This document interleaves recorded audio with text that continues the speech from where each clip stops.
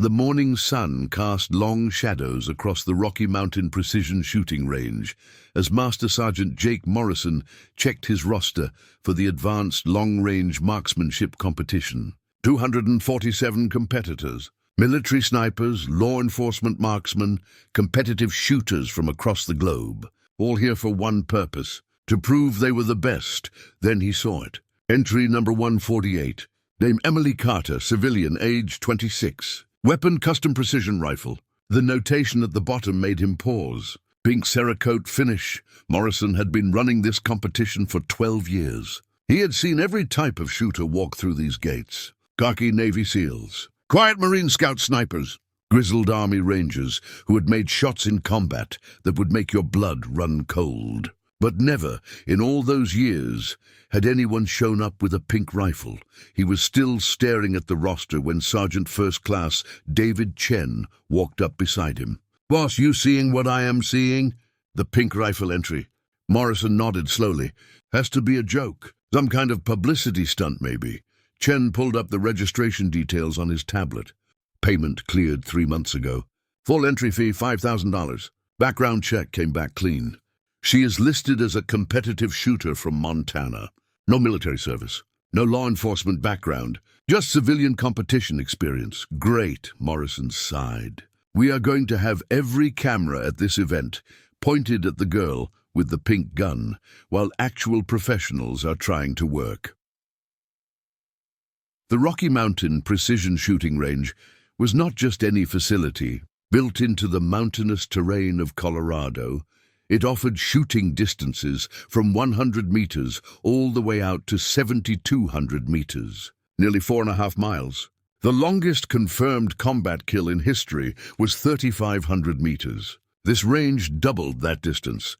The competition was structured in stages. Day 1 covered distances from 300 to 1,000 meters. Day 2 pushed out to 1,500 and 2,000 meters. Day 3, the real test, 2,500 to 3,500 meters. And Day 4, for the top 10 shooters only, the legendary extreme range targets. 4,500 meters, 5,500 meters, 6,500 meters. And the shot that had never been made in competition history. 7,200 meters. By 0800 hours, competitors began arriving at the registration tent. Morrison watched them check in. A Canadian sniper instructor carrying a custom-built Macmillan TAC-50, an Australian Defence Force marksman with a Barrett M82A1, a former Delta Force operator whose name was still classified, shooting a customized Accuracy International. These were serious people with serious equipment. Then she walked in. Emily Carter was maybe 5'6", slender build, wearing simple hiking pants and a plain grey t-shirt. Her blonde hair was pulled back in a practical ponytail. She carried a hard rifle case slung over one shoulder and a gear bag over the other. Nothing about her screamed competitive shooter. She looked like she could be a college student on a camping trip. Morrison stepped forward. "Miss Carter, Emily is fine." She set down her gear and extended her hand. Her grip was firm, her palm calloused in the specific pattern that came from thousands of trigger pulls. "I am Master Sergeant Morrison. I run this competition. Welcome to Rocky Mountain, thank you. I have been looking forward to this for months." She smiled, apparently unaware of or unconcerned by the stares she was attracting from the other competitors gathering in the tent. "I notice you are shooting a..." He paused, trying to find diplomatic phrasing. "Pink rifle." She finished for him. "Yes, sir. Custom-built Cadex CDX 40 R7 in 338 Lapua Magnum. Cerakote finish in what the company calls hot pink. I think it is more of a rose pink myself, but yes, it is very pink." Morrison blinked. That was a serious rifle. Cadex made some of the finest precision weapons in the world. 338 Lapua was a legitimate long-range caliber. "But pink, can I ask why the color choice?" Emily's smile widened. "Because every single person who sees it makes the same assumption you are making right now. That I am not serious. That I am here for attention. That I do not know what I'm doing. And then, when I outshoot them, the lesson lands harder." Behind Morrison, Chen coughed to cover what might have been a laugh. "Fair enough." Morrison handed her a competitor badge. You are in firing position 14 for stage 1. Weapons inspection is at 0900. Safety briefing at 0930. First shots at 1000. Any questions? Just one. She looked him directly in the eye. What is the buy-in for the side bet pool on who makes the 7,200-meter shot? Morrison felt his estimation of her tick upward slightly. There was always an informal betting pool among the range officers about whether anyone would make the impossible shot. $500 I would like to enter. She pulled out her wallet and counted out $500 bills. Ma'am, that pool is usually just for the staff and former competitors who know what they are doing. I do not think I know exactly what I am doing, Master Sergeant. And I know that 7,200-meter shot is possible with the right conditions, the right equipment, and the right shooter. She placed the money on the table. My bet is that someone makes it this year. Morrison took the money, added it to the pool, and wrote her name in the ledger. He told himself he was just humoring her, but there was something in her eyes, something that reminded him of the best snipers he had served with. A kind of calm certainty that was not arrogance, just knowledge. The weapons inspection began at 0900. Each competitor brought their rifle to be examined by the range safety officers. They checked for proper bolt function, trigger pull weight, magazine seating, all the technical requirements that kept the range safe. When Emily stepped up to the inspection table with her rifle case, Sergeant Major Robert Hayes was on duty.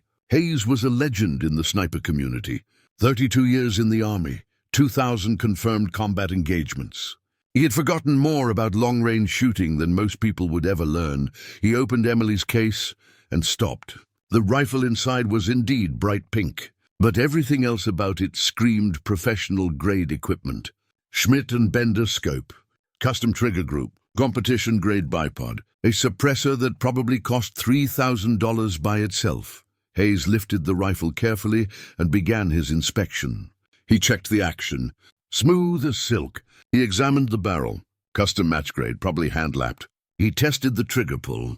Exactly 2.5 pounds, right at the competition limit. He looked up at Emily. You build this yourself? Most of it. I had a gunsmith in Montana help with the barrel fitting and action truing. But I did the stock work, the trigger tuning, and all the load development myself. Load development. Hayes raised his eyebrows. You are shooting hand loads? Yes, sir. Lapua brass. Berger 300 grain hybrid target bullets. Custom powder charge that I worked up specifically for this rifle and this altitude. I have verified accuracy out to 3,500 meters in conditions similar to what we have here.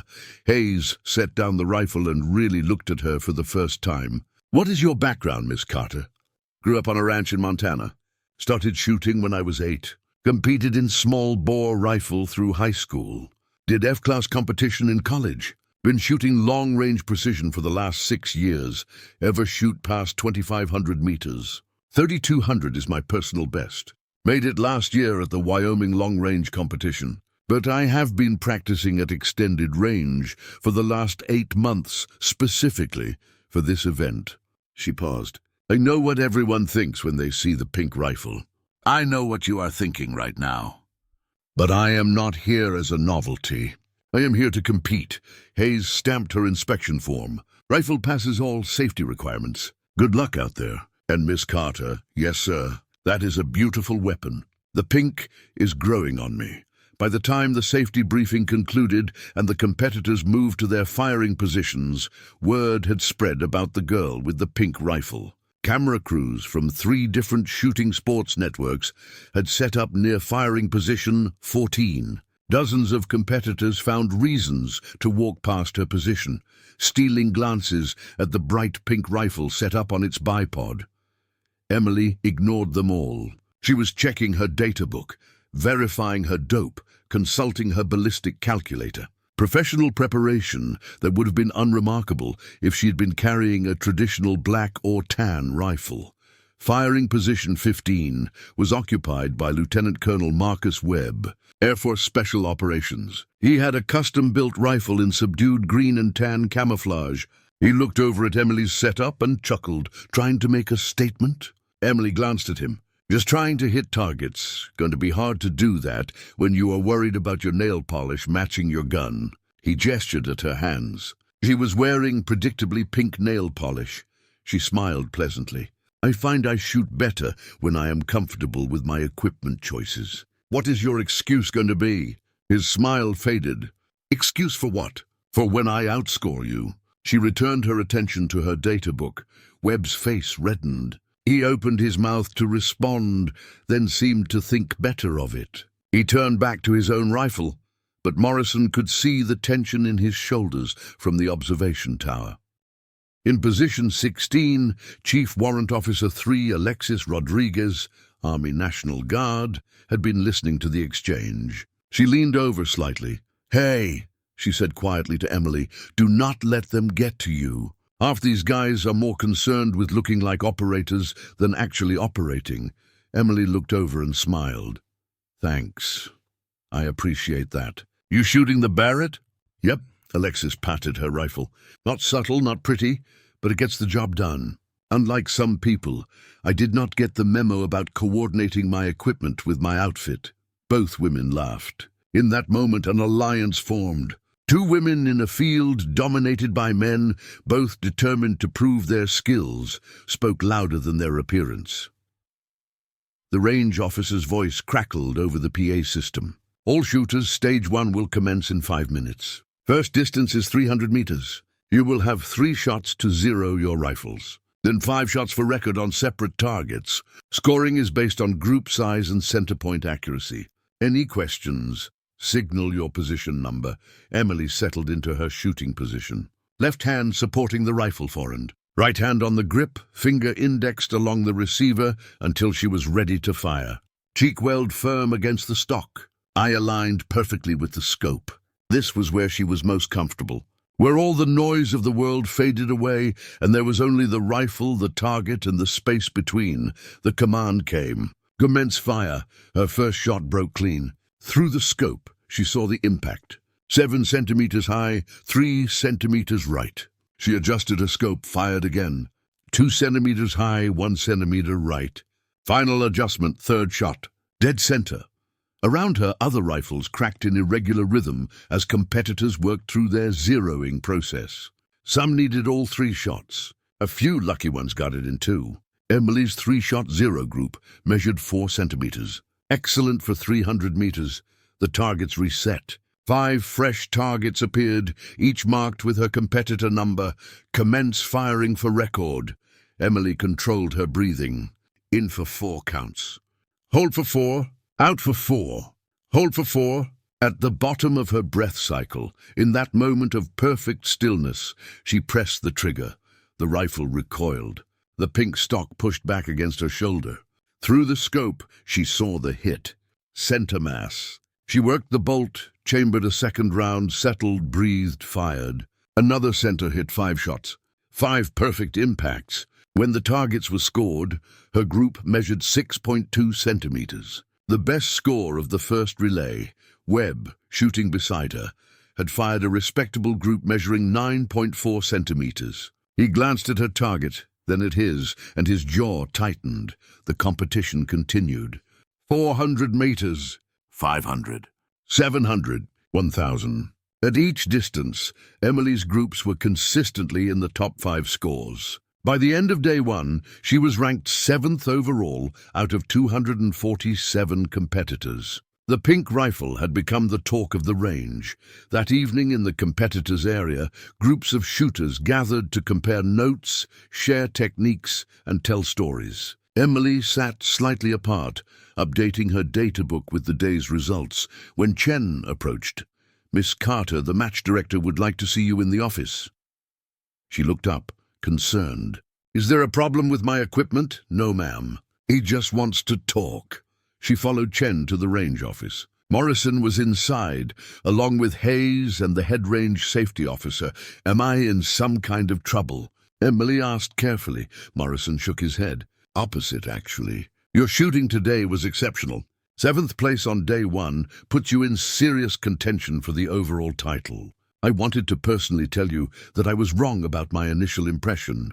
Emily relaxed slightly. "Thank you. That means a lot coming from you." Hayes leaned forward. "I also wanted to ask, off the record, why the pink? I mean, you clearly have the skills. You do not need a gimmick. She considered the question. When I was 16, I won the Montana State Small Bore Championship. I was the only girl in the competition. At the award ceremony, one of the other competitors told me I had only won because the judges felt sorry for me, that my shooting was decent for a girl, but I would never compete with real marksmen. The men in the room shifted uncomfortably. I spent years trying to blend in, neutral colors, masculine clothing, trying to be one of the guys. And I was good, really good, but I was invisible. People did not remember me. They did not remember my scores. They just remembered that there was some girl who could shoot okay. She paused, organizing her thoughts. 2 years ago, I was at a competition in Wyoming. There was a young girl there, maybe 12 years old, watching with her father. She was clearly interested in shooting, but she looked uncomfortable, out of place. I talked to her, encouraged her. She told me she wanted to learn to shoot, but all the shooters were men, and all the equipment looked like war stuff. Emily smiled at the memory. So I told her that shooting was for everyone, that you did not have to look or act a certain way to be good at it, that skills mattered more than appearance. And I realized I was being hypocritical. I was hiding who I was to try to fit in. So I decided to stop hiding. I built a pink rifle because I like pink. I wear pink because it makes me happy. And if people underestimate me because of it, that is their problem, not mine. Morrison nodded slowly. That is a fair point. Plus, Emily added with a grin, it is really funny watching grown men have mental breakdowns because they got outshot by someone with a pink gun. That is just a bonus, the men laughed. Hayes shook his head appreciatively. You are going to do just fine in this competition, Miss Carter. I am looking forward to seeing what you do at the longer ranges. Day 2 began with 1,500-meter targets. The wind had picked up overnight, gusting between 8 and 12 miles per hour from the northwest. Wind was the enemy of long-range accuracy. It pushed bullets off course, creating drift that had to be calculated and compensated for. Emily studied the wind flags positioned along the range. She noted the mirage through her scope, the way heat waves bent and flowed. She consulted her ballistic calculator, inputting wind speed, direction, altitude, temperature, and humidity. The device gave her a firing solution.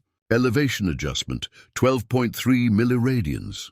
Windage, 2.7 milliradians left. She dialed in the corrections and settled behind her rifle. The pink stock stood out brilliantly against the brown dirt of the firing line. Camera crews were focusing on her now, broadcasting to shooting sports channels around the world. The girl with the pink rifle in 7th place. It was becoming a story.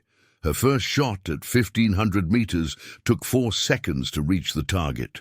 She watched through the scope as the bullet traced an arc across the valley and impacted. 8 centimeters left of center. She had underestimated the wind slightly. She adjusted, fired again. This time, dead center, 5 shots for record. 4 center hits and 1 that caught the edge of the 10 ring, probably due to a wind gust she had not properly anticipated. Still, it was enough to move her up to 5th place overall. At 2,000 meters, the real separation began. This was where amateur shooters fell away and professionals showed their skill. The targets were barely visible even through high power scopes. The wind drift became massive, sometimes pushing bullets more than 5 meters off course. Every environmental factor had to be perfect. Emily's first shot was a miss. She saw the dust kick up 2 meters right of the target. She recalculated, adjusted for wind that was clearly stronger than the flags indicated, and fired again. Hit. She was in the zone now, reading conditions like a language she had spoken all her life. By the end of day 2, she had climbed to 3rd place overall. Only 2 competitors were ahead of her. A Canadian sniper instructor with 20 years' experience, and a Marine Corps scout sniper who had competed internationally for the past decade. Emily Carter, the civilian with the pink rifle, was now a serious contender for the championship. That night, the tone around her changed. Other competitors no longer laughed or made jokes. They watched her with professional respect. Some approached her to ask about her load development, her wind-reading techniques, her mental preparation. She shared freely, because true professionals respected skill, and skill respected skill.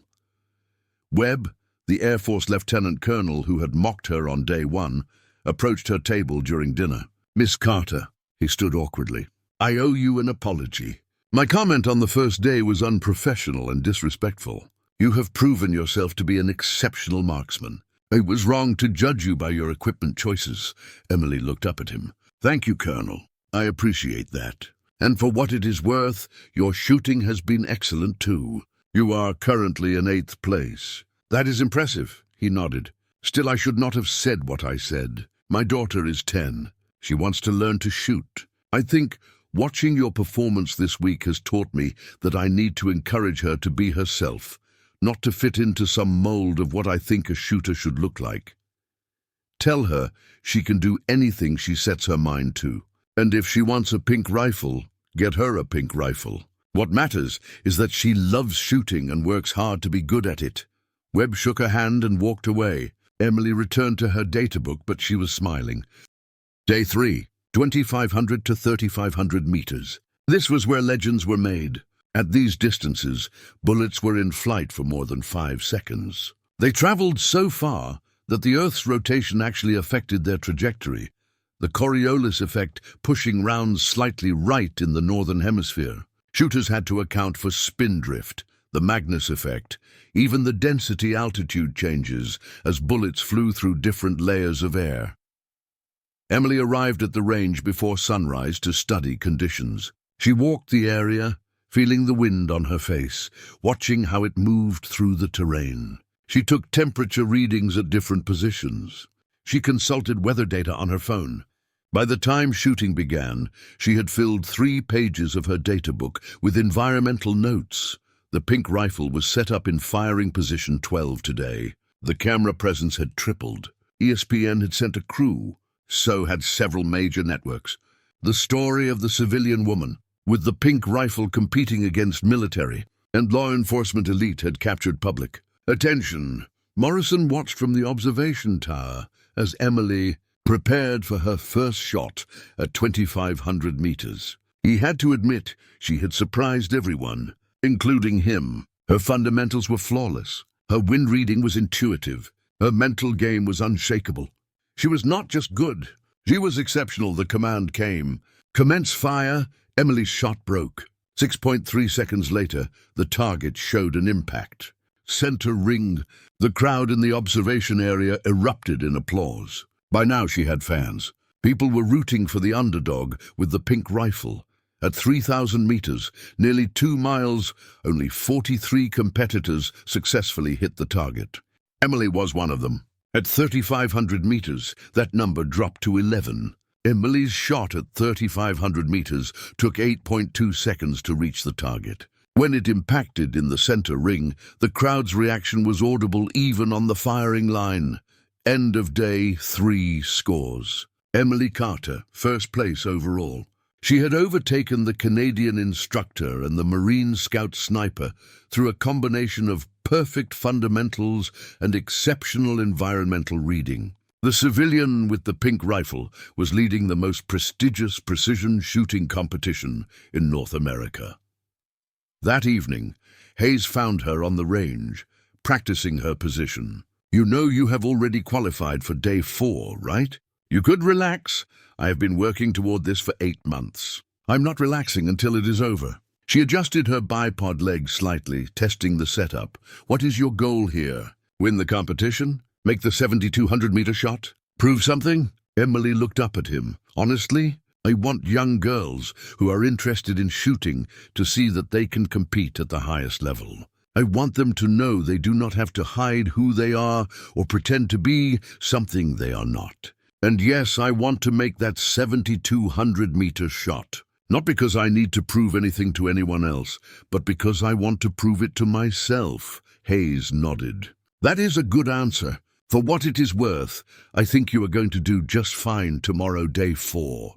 The final day, the impossible day. Only the top 10 competitors were allowed to attempt the extreme range targets. 4,500 meters, 5,500 meters, 6,500 meters, and the legendary 7,200-meter shot that no one in competition history had ever made. The conditions had to be nearly perfect. Wind under 5 miles per hour, clear visibility, stable temperature. Today, for the first time all week, conditions aligned. Light wind from the west. Clear skies. Temperature holding steady at 18 degrees Celsius. If the shot was ever going to be made, today was the day. The 10 competitors drew lots for shooting order. Emily drew position 7. She would shoot after 6 others had attempted and failed or succeeded. She would have the advantage of seeing their attempts, learning from their misses. But she would also have the pressure of performing under maximum scrutiny. The first shooter, the Canadian instructor, attempted the 4,500-meter shot. Missed by 3 meters. Second attempt missed by 1 meter. Third attempt hit.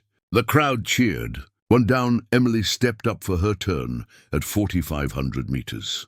She had practiced this distance. She knew her rifle's capabilities. She made her calculations, dialed her scope, settled into position, and fired. 7.4 seconds of flight time. Hit center ring. The crowd erupted. 5,500 meters. 3.4 miles. At this distance, even the best shooters were fighting against physics itself. Wind drift could be 30 meters or more. Bullet drop exceeded 100 meters of vertical fall. Everything had to be perfect. Emily missed her first shot. Dust kicked up 5 meters short of the target. Not enough elevation. She recalculated, added 2 more milliradians of up adjustment and fired again. This time the bullet impacted high. She was bracketing the target, learning the conditions. Third shot, hit, not center but a solid hit in the 8 ring. Before we see what happens at the ultimate distance, if you are as captivated by this story as I am, make sure you hit that subscribe button right now. We bring you incredible true stories of underdogs who shock the world. Smash that like button because you know Emily is about to attempt something impossible. Trust me, what happens next will absolutely blow your mind. Now back to the moment that will define her career, 6,500 meters, 4 miles. Only 3 competitors had successfully hit this target in the competition's history. Emily studied the conditions. The wind had shifted slightly, now coming from the southwest at 4 miles per hour. Temperature had dropped 2 degrees. She made her calculations, then made them again to verify.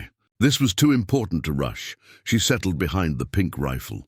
The cameras were all focused on her now. The entire shooting sports world was watching. But she did not think about that. She thought about the shot. Only the shot, the trigger broke. 9.6 seconds of flight.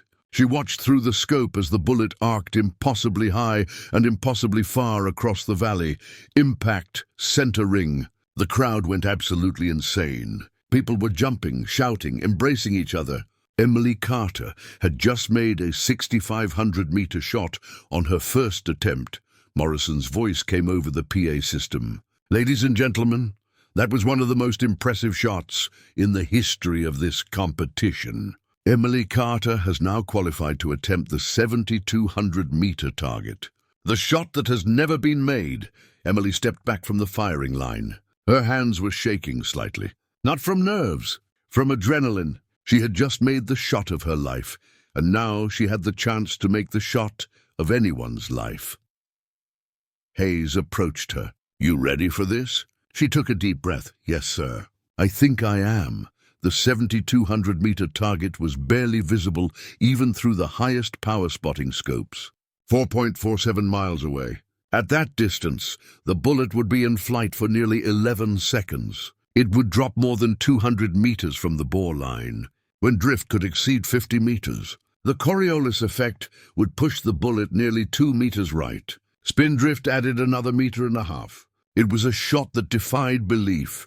8 other competitors had already attempted it. All had missed, some by meters, some by dozens of meters. The target remained untouched, mocking them with its distance. Emily was the final shooter of the day, the final chance for anyone to make history. She walked to the firing line carrying the pink rifle, and the crowd fell silent.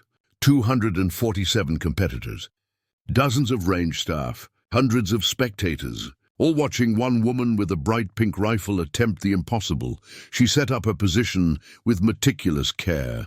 Bipod legs adjusted perfectly. Rear bag positioned exactly. Body alignment checked and rechecked. She pulled out her data book and began calculating. Wind speed, wind direction, temperature, humidity, altitude, barometric pressure. Every variable that could affect the bullet's flight. Her ballistic calculator showed the solution. Elevation, 41.7 milliradians. Windage, 8.3 milliradians left. She dialed in the corrections, then verified them. Then verified them again. Morrison's voice came over the PA. "Miss Carter, the range is yours." "Fire when ready." Emily settled behind the rifle. The pink stock felt like an old friend against her shoulder. Through the scope, she could barely see the target. Just a speck of white against the brown mountainside. 4.47 miles away, she began her breathing cycle. In for 4. Hold for 4. Out for 4. Hold for 4. Her heart rate slowed. The world narrowed to just her and the target and the impossible space between. She thought about the 16-year-old girl who'd been told she would never compete with real marksmen. She thought about the 12-year-old at the Wyoming competition who needed someone to show her that shooting was for everyone. She thought about every person who had judged her by her appearance instead of her skills. At the bottom of her breath cycle, in that moment of perfect stillness, Emily Carter pressed the trigger on the pink rifle. The shot echoed across the valley. Through the scope, she watched the bullet disappear into the distance. Seconds ticked by. 4, 5, 6, 7, 8, 9, 10, 11, and then, impossibly, miraculously, the target flashed white. Hit. For one frozen moment, nobody moved. Nobody breathed. Then Hayes's voice shattered the silence. Hit. That is a confirmed hit at 7,200 meters. Ladies and gentlemen, Emily Carter has just made the longest precision rifle shot in competition history. The crowd exploded. People were screaming, crying, embracing each other. Camera crews rushed forward. Competitors who had mocked her 3 days ago were cheering her name. Morrison stood in the observation tower with tears streaming down his face. In 30 years of running competitions, he had never seen anything like this. Emily stood up from behind the pink rifle. She was shaking now, really shaking. Hayes grabbed her in a bear hug. Rodriguez was there. Then Chen, then Morrison, then dozens of others, all wanting to congratulate her, to touch the legend, to be part of the moment. Webb, the Air Force colonel who had mocked her on day 1, pushed through the crowd. He had tears on his face too. He did not say anything. He just saluted her. A full, formal military salute to a civilian who had just done something no military sniper had ever done. Emily returned the salute, then extended her hand. He shook it, holding on for a long moment. "Thank you," he said quietly. "Thank you for teaching me what I needed to learn." The ceremony that evening was unlike anything in the competition's history. Emily received the championship trophy. She received the prize money, $25,000. She received the patch that designated her as the competition winner. But more importantly, she received something no trophy could represent: respect, complete unqualified respect from every shooter present. Morrison made the announcement during the ceremony. "Ladies and gentlemen, I also need to settle a bet. At the beginning of this competition, I told Miss Carter that the side pool for the 7,200-meter shot was only for staff and previous competitors. She insisted on entering anyway. I'm pleased to announce that the pool has grown to $3,700, and it is all hers." The crowd roared with laughter and applause. Emily accepted the envelope of cash with a smile. She immediately walked over to Rodriguez and handed her half. "For being the first person to treat me like a competitor instead of a novelty." Rodriguez tried to refuse, but Emily insisted. Finally, the Army National Guard officer accepted with tears in her eyes. Later, after the ceremonies, after the cameras, after the crowds, Emily sat alone on the range. The pink rifle lay beside her, its bright color now iconic instead of ridiculous. Hayes found her there as the sun set behind the mountains. "What are you going to do now?" he asked. "This shot is going to change your life. You will have sponsors, endorsements, probably training offers from military units around the world." Emily looked out at the valley, at the target stretching into the distance, at the 7,200-meter point where she had made history. "I'm going back to Montana, back to my ranch, back to the life I love. I did not do this for fame or money. I did it to prove a point. And I think I proved it. What point was that? That being yourself is more important than fitting in. That skills matter more than appearance. That a woman with a pink rifle can outshoot anyone if she works hard enough and believes in herself. She smiled. And that underestimating someone because of how they look is always a mistake. Hayes sat beside her. You know there is a young girl out there right now who just watched you make that shot. Some 12-year-old who thinks shooting looks like war stuff and is not for her. You just showed her different. Emily nodded. That is all I wanted. If one girl sees this and decides to try shooting because she saw that she does not have to hide who she is, then everything I did here was worth it. They sat in comfortable silence as darkness fell. The pink rifle gleamed in the fading light, a symbol, a statement, a legend. The story of Emily Carter and the pink rifle would be told for decades. It would inspire countless young women to try precision shooting. It would change conversations about what shooters looked like, how they dressed, what equipment they used. It would remind people that skill had no gender, no color, no required appearance. But in that moment, sitting on the Rocky Mountain precision shooting range, with the competition won and history made, Emily was just herself. A woman who loved shooting, who worked harder than anyone else, who refused to hide who she was, and who, when given the chance, made the impossible shot. The pink rifle had proven its point, and the entire shooting world would never forget it. 3 days after the competition ended, Emily Carter was sitting on her porch in Montana when a black SUV pulled up her long gravel driveway. She watched it approach with mild curiosity. Her ranch was 40 minutes from the nearest town. People did not just drop by. 2 men in suits stepped out. The older one, maybe 55 with gray at his temples, approached with credentials already in hand. Miss Carter, I am Agent David Sullivan, FBI. This is Agent Mark Torres. We would like to speak with you about your recent competition performance. Emily set down her coffee. Am I in some kind of trouble? No, ma'am. Opposite, actually. We would like to offer you a job. 2 hours later, Emily sat in her living room listening to the most unusual job offer of her life. The FBI was developing a new counter-sniper program. They needed instructors who could teach advanced long-range techniques to agents who might face threats from distant shooters.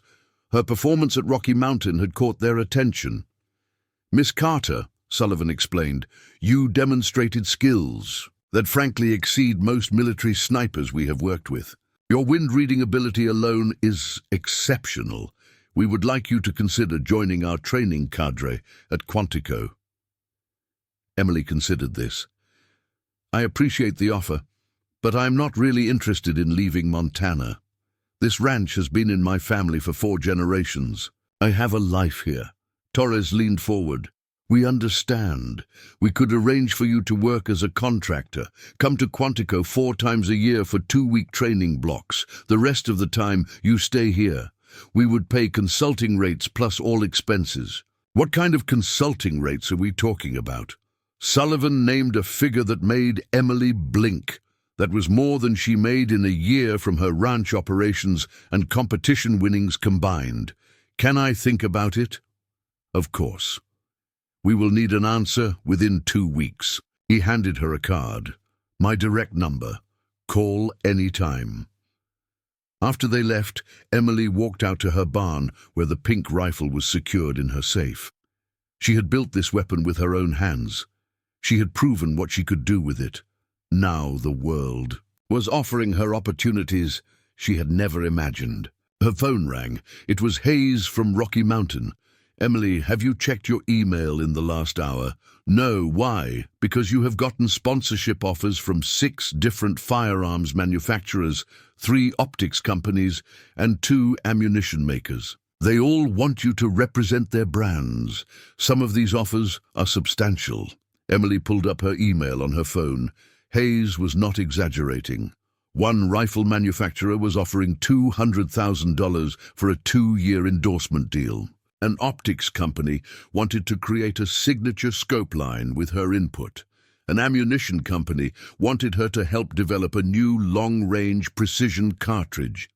"This is insane," Emily said. "A week ago, I was just a rancher who competed on weekends. A week ago, nobody knew who you were. Now you are the person who made the impossible shot with a pink rifle. That is a powerful brand, Emily. You can leverage this however you want." Over the next month, Emily's life transformed. ESPN ran a feature on her shot. Shooting sports magazines put her on covers. Social media exploded with videos of her 7,200-meter hit. The pink rifle became iconic. But the most meaningful impact came from unexpected places. A mother in Ohio emailed to say her 10-year-old daughter had asked for a rifle for her birthday after watching Emily compete. A high school shooting coach in Texas reported that his female participation had tripled after he showed his team Emily's competition footage. A Marine Corps recruiter said she had seen a 30% increase in women asking about scout sniper opportunities. Emily framed one email and hung it in her office. It was from a 15-year-old girl in Idaho. "Dear Miss Carter, I have wanted to learn precision shooting since I was 12, but I was afraid people would make fun of me. I thought I had to be tough and serious and pretend to be something I'm not. Then I watched you win that competition with a pink rifle. You showed me that I can be myself and still be good at what I love. I joined my school's shooting team last week. Thank you for being brave enough to be yourself. Sarah M." That email made everything worth it. The mockery on day one, the pressure of competition, the scrutiny of cameras, all of it led to this. One girl finding the courage to pursue what she loved.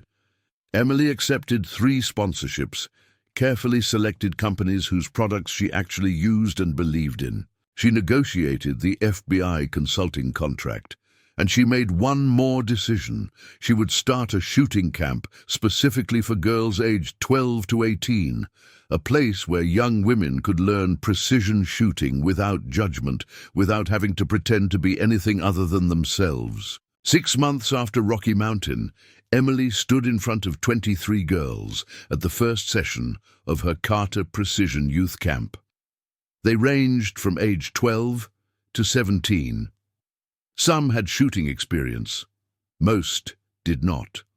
All of them looked at her with a mixture of hope and nervousness. "Welcome," Emily began. "Over the next week you are going to learn fundamental marksmanship, wind reading, ballistic calculation, and mental discipline. You are going to shoot distances from 100 meters out to 1,000 meters. And you are going to learn the most important lesson I can teach you. That being good at something has nothing to do with how you look or what other people think of you." She held up the pink rifle. "This is the rifle I used to make a 7,200-meter shot. A lot of people laughed at it. A lot of people thought I was not serious because of its color. But you know what?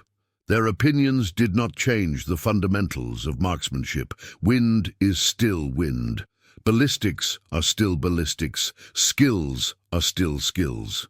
And this pink rifle put bullets exactly where I needed them to go." A small girl in the front row raised her hand. "Miss Carter, did you always know you were going to be this good?" Emily shook her head. "When I was 16, I won a state championship. Another competitor told me I only won because the judges felt sorry for me, that I would never compete with real marksmen. I believed him for a long time.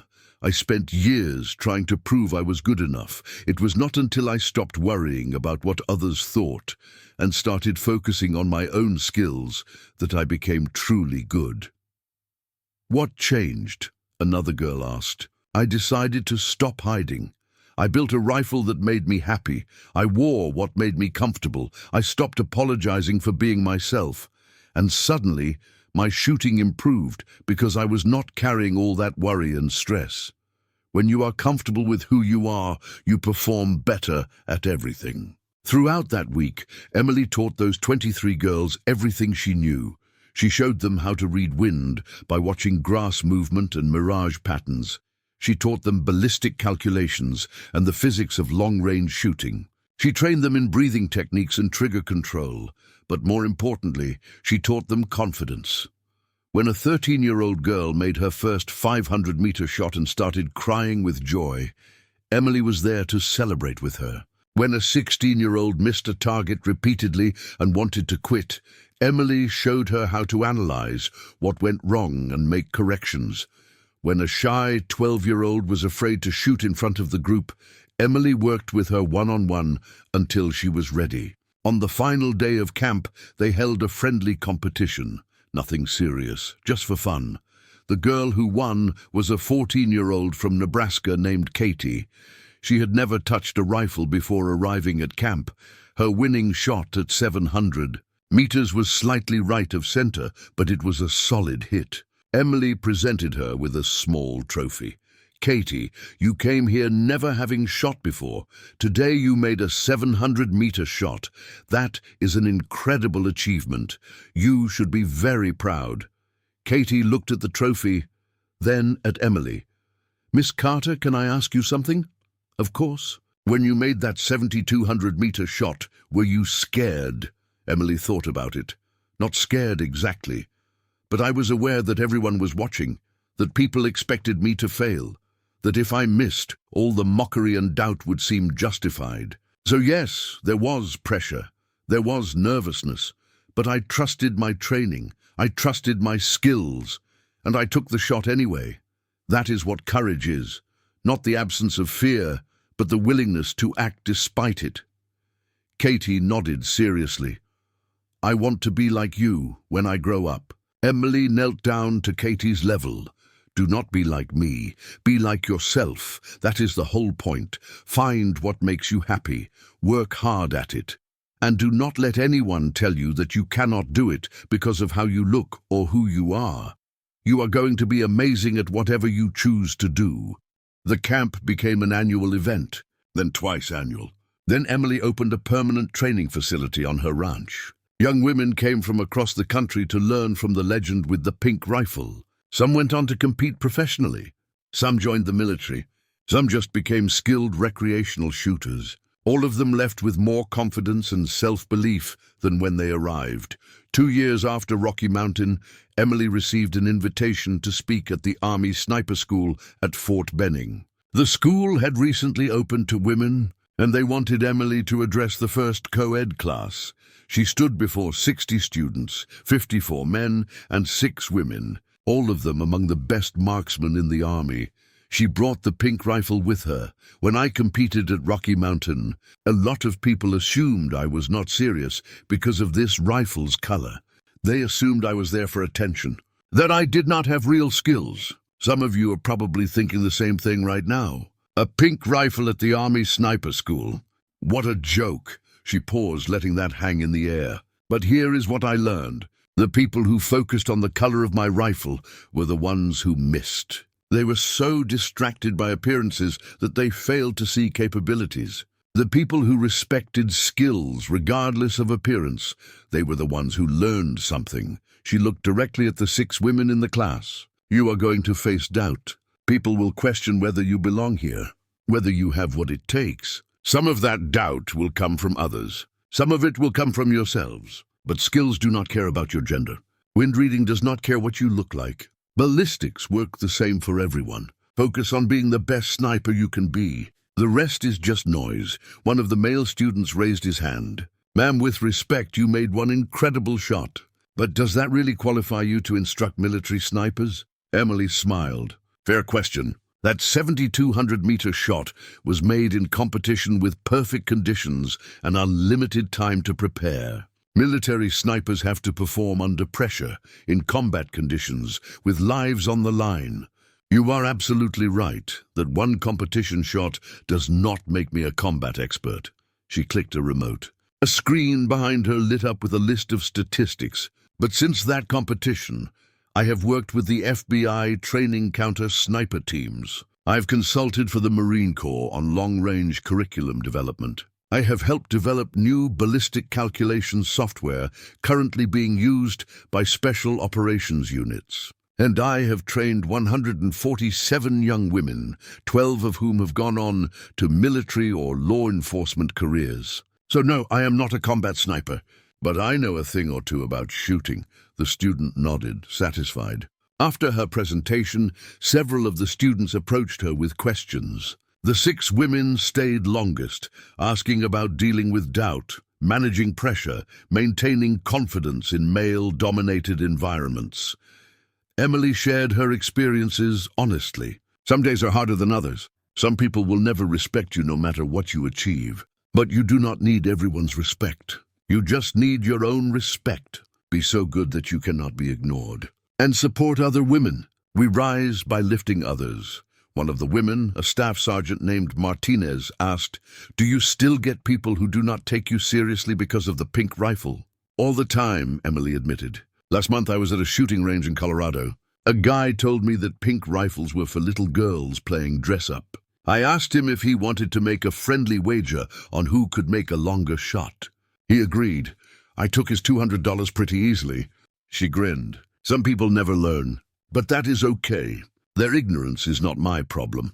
The training session at Fort Benning led to more opportunities. Emily was invited to speak at law enforcement conferences, military symposiums, and competitive shooting events. She became a voice not just for marksmanship, but for authenticity, for being yourself in environments that often demanded conformity. 3 years after Rocky Mountain, Morrison called her. "Emily, I need to ask you something. We are planning a special event for the 5th anniversary of your 7,200-meter shot. We want to recreate it, let people attempt it under similar conditions. Would you come back and defend your record?" Emily thought about it. "You know someone is eventually going to break that record, right? Probably some 20-year-old prodigy with new technology and better training than I had, I know. But it would mean a lot to have you here. You changed this competition. You changed how people think about shooters. Having you here would be symbolic," she agreed. When the event came, Emily arrived to find that Rocky Mountain had established a scholarship fund in her name. Every year, they would bring 5 young women to compete for free, all expenses paid. The scholarship recipients would receive mentorship from top shooters and equipment sponsorships to help them continue in the sport.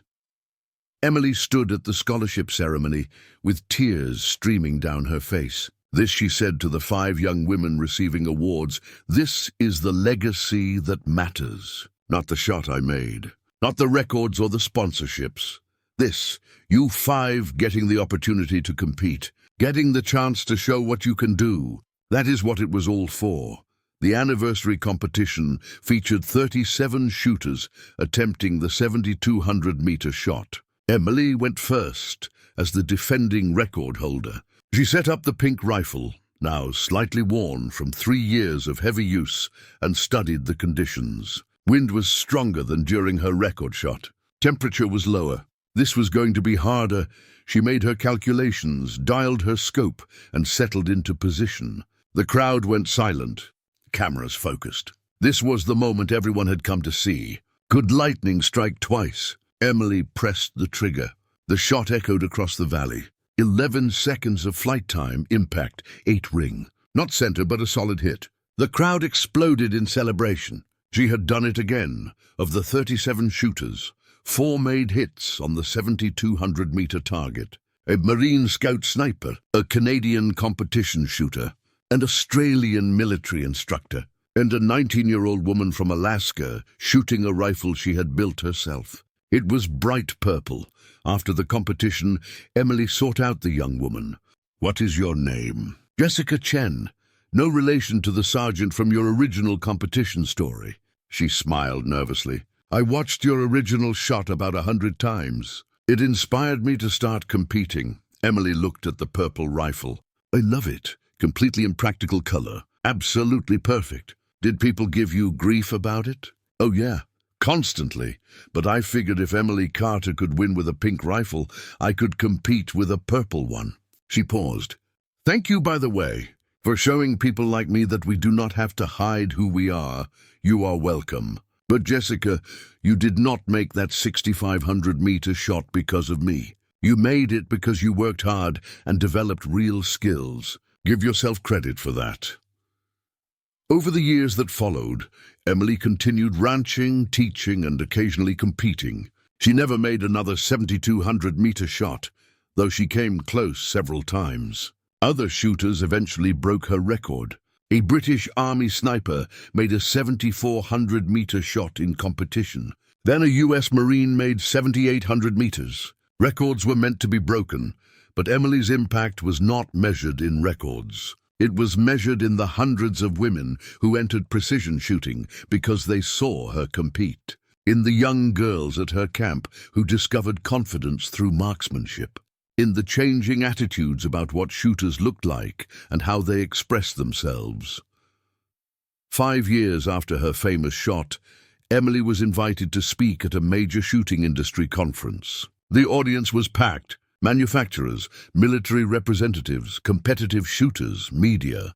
She took the stage carrying the pink rifle. 5 years ago, I made a shot that changed my life. But that shot was not just about distance or accuracy. It was about proving that skills matter more than appearances. That authenticity is more important than conformity. That you can be exactly who you are and still be the best at what you do. She held up the rifle. This pink rifle became famous. But it is just a tool. What made it effective was the person behind it. The training, the dedication, the willingness to work harder than anyone else. The refusal to let other people's opinions limit my potential.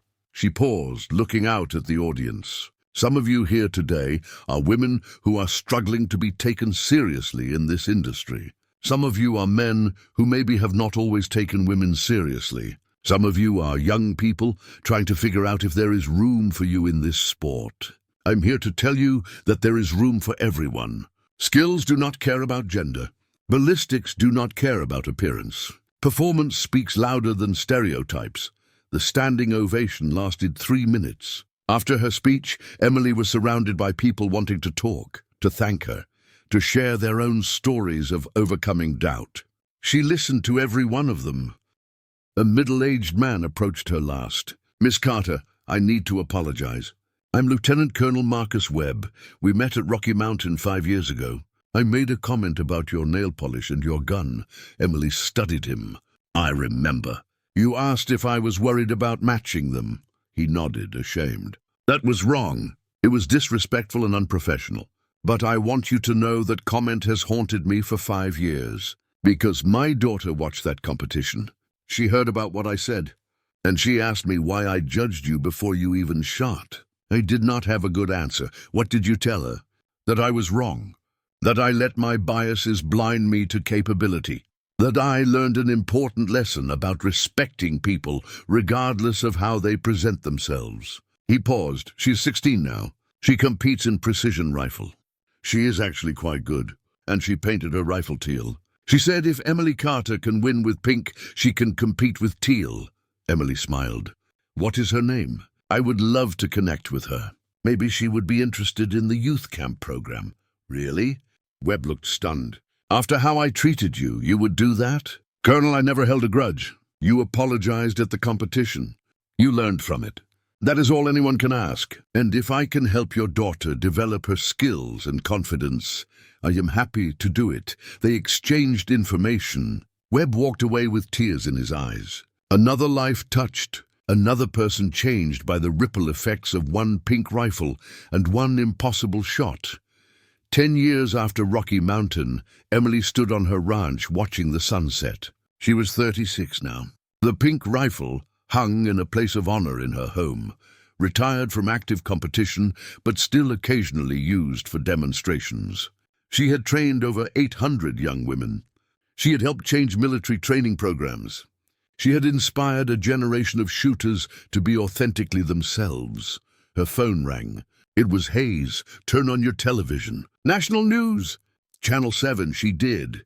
A news anchor was interviewing a female Army captain who had just graduated from Ranger School, one of the first women to do so. The interviewer asked what had inspired her to try out for such a difficult program. The captain smiled. "When I was 14, I watched Emily Carter make a 7,200-meter shot with a pink rifle. Everyone had laughed at her. Everyone had doubted her. and she proved them all wrong through skill and determination. She showed me that being yourself is not a weakness, it is a strength. If she could do that, I figured I could at least try Ranger School. Emily watched with tears streaming down her face. This was why it all mattered. Not the trophy or the money or the fame, but this. One girl inspiring another who inspired another. A chain of empowerment that stretched across years and touched lives she would never meet. Her ranch foreman, an older man named Tom, who had known her since childhood, walked up beside her. "You changed the world, kid." "You know that?" Emily shook her head. "I just took a shot, Tom. Other people changed their own worlds. I just showed them it was possible. That is the same thing." "Maybe," she smiled. "But I prefer to think of it as teamwork. I did my part. They did theirs. Together, we made something better." As the sun set over the Montana mountains, Emily thought about the journey. From that first day at Rocky Mountain, carrying a pink rifle and facing mockery, to this moment 10 years later, watching the ripples of change spread across the world. The pink rifle had been a statement, a declaration that skills mattered more than appearances. That authenticity was more powerful than conformity. That one person willing to be themselves could inspire thousands of others to do the same. But more than that, it had been a reminder that the impossible was only impossible until someone did it. That barriers existed only until someone broke through them. That change happened one shot at a time. Emily walked to her gun safe and pulled out the pink rifle. It was showing its age now. The cerakote was worn in places from years of use. The stock had scratches from hard cases and rough handling, but it was still beautiful, still perfect, still hers. She carried it outside and set it up on her personal range behind the barn. No cameras, no crowd, no pressure. Just her and the rifle and the mountains in the distance. She picked a target at 1,200 meters. Not the longest shot she had ever made, but far enough to be challenging. She calculated wind, temperature, humidity. She dialed her scope. She settled into position, and in that moment, she was not Emily Carter, the legend. She was not the woman who made the impossible shot. She was not the role model or the instructor or the inspirational speaker. She was just a girl from Montana who loved shooting, who had worked hard to be good at it, who had refused to hide who she was, who had taken one shot that changed everything. The trigger broke clean. The bullet flew true. 1,200 meters away, the target showed a hit. Center mass. Perfect. Emily smiled, worked the bolt, and chambered another round. There were always more shots to take, more skills to develop, more challenges to face. The journey never really ended. It just evolved. As darkness fell over the ranch, Emily packed up the pink rifle and headed inside. Tomorrow, she would teach another class, help another young shooter find their confidence, continue the work that one impossible shot had started. But tonight, she was content. She had proven what she needed to prove. She had inspired who she needed to inspire. She had been exactly who she was meant to be. The pink rifle hung on the wall, its bright color gleaming in the light. A symbol, a statement, a legend, but most importantly, a reminder that being yourself was always enough. That skill spoke louder than stereotypes. That one person willing to take the shot could change the world. Emily Carter had taken that shot, and the world had never been the same. If you enjoyed this story, subscribe for more military and veteran stories. Tell us where you're watching from. And to every veteran who held the line, we salute you.